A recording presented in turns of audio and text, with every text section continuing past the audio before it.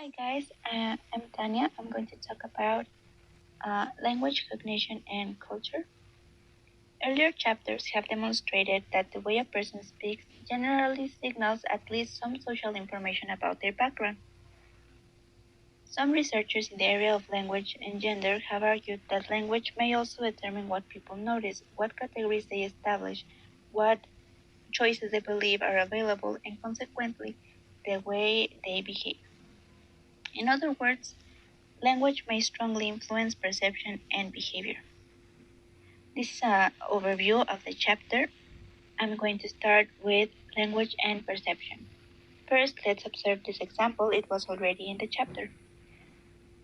This text is from a textbook written by a male medical expert. It is noticeable the impersonal and detached tone. He uses passive constructions such as surgery is indicated. He uses impersonal nouns like the physician or the patient. He also uses surgery is indicated rather than doctors think that people need surgery.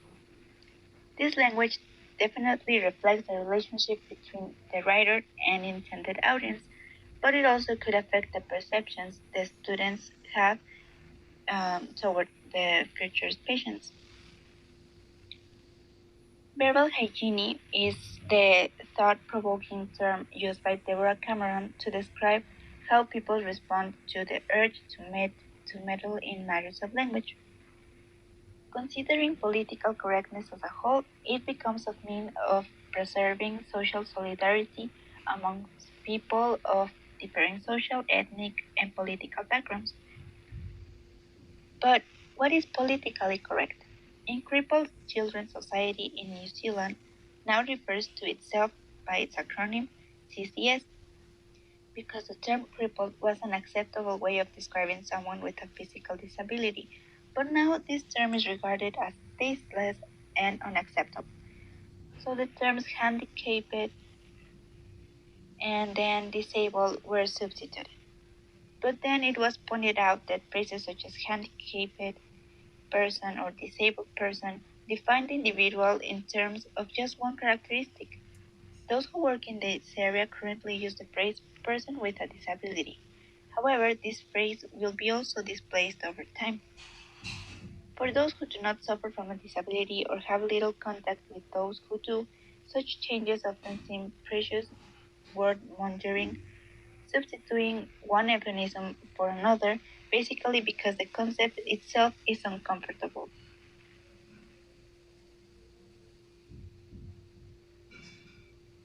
This dismissive attitude is indicated by exaggerations such as cosmetically different, as a way to avoiding the term ugly.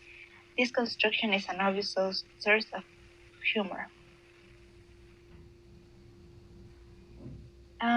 The first question for the discussion forum is, can you think of other examples when verbal hygiene was used?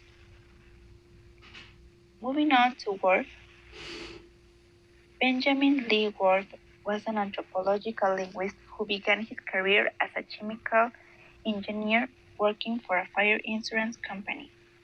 His first he first investigated Native American languages as a hobby, but later studied with Edward Speer at Yale University.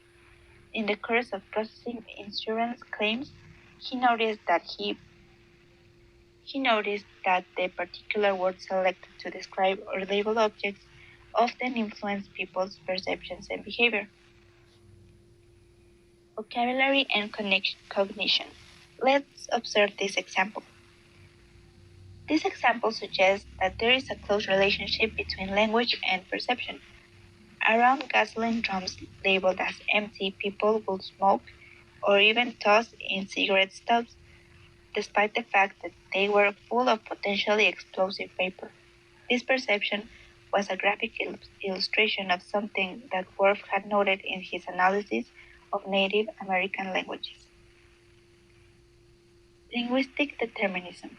The strong form of the Speer-Whorf hypothesis is generally labeled linguistic determinism. This holds that people from different cultures think differently because of differences in their languages. A native speaker of Hopi perceives reality differently from a native speaker of English because she uses a different language. Most sociolinguists accept the weaker claim of linguistic relativity, that claims that language influences perceptions, thought, and at least potentially behavior. Investigating the relationship between language and thought is a real challenge because the most obvious way to access thought is through language. Some ingenious experiments have been devised to test the spare word hypothesis.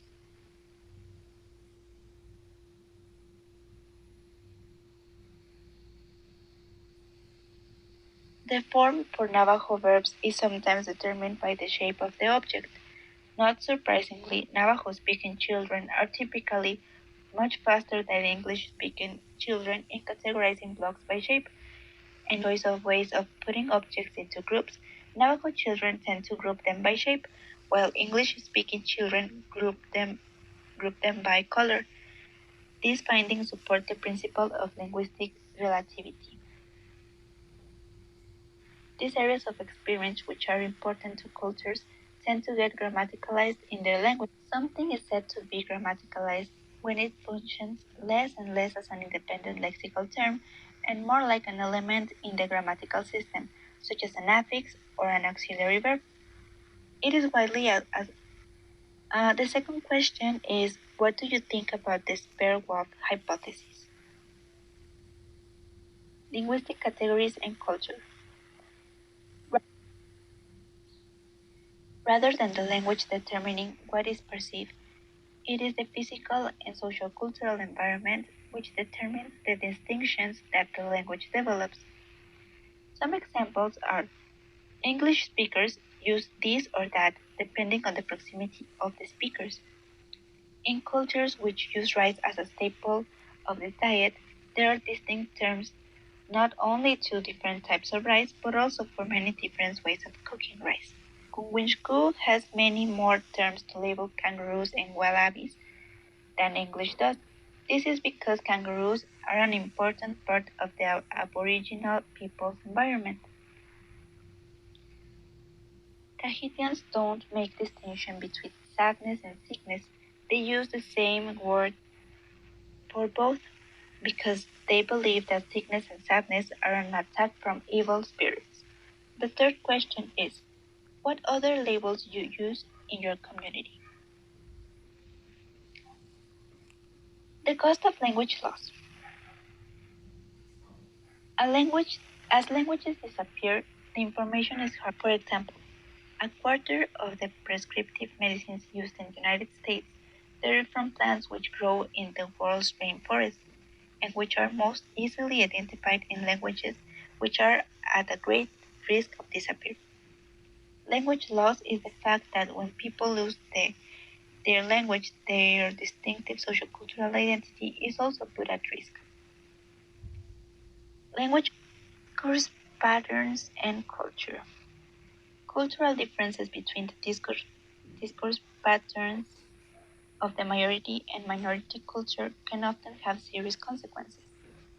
Let's look at this example. In Aboriginal society places great importance on indirectness. It is important to avoid being intrusive. In discourse, the social cultural norm is indicated in the number of ways. Information from an Aboriginal person, it is important to follow the discourse rules. Some years after Robin Keena was in prison, she was interviewed in prison by TV journalist. She gave this journalist information about the provocation and the need of self-defense she never gave at her trial. So, why was she willing to tell a TV interviewer what happened, but not her lawyers? She had no opportunity to establish a relationship with her lawyers, and they did not share information about themselves, so it was impossible for her to provide embarrassing details about her personal life. She could not handle with direct questions about personal matters, and so she responded with silence. On the The TV journalist approached her in a similar way to Aboriginal ways of communicating. She established a good relationship with Kina over a period of time, shared information about themselves and other strategies to make her feel comfortable. This is a clear example of the importance of the relation between discourse and culture. The question number 4 is, have you and the use of vernacular forms as evidence of cognitive deficit? This is clearly nonsense. There are not linguistically differences which can support an argument about cognitive deficiency. The question number 5, please share with us something you found interesting in this chapter. To conclude, this chapter has discussed various ways in which language, thought, and culture interrelate. Language influences our perception of reality. There is little doubt that consistent use of pejorative terms for a group, for instance, affects people's perceptions of the group's members. Physical and cultural environment in which it develops influence the vocabulary and grammar of a language. Language develops the vocabulary that their speakers need. When different cultures meet, conflict discourse rules can result in miscommunication. I hope that this video was helpful for you. I will be answering your comments. Thank you.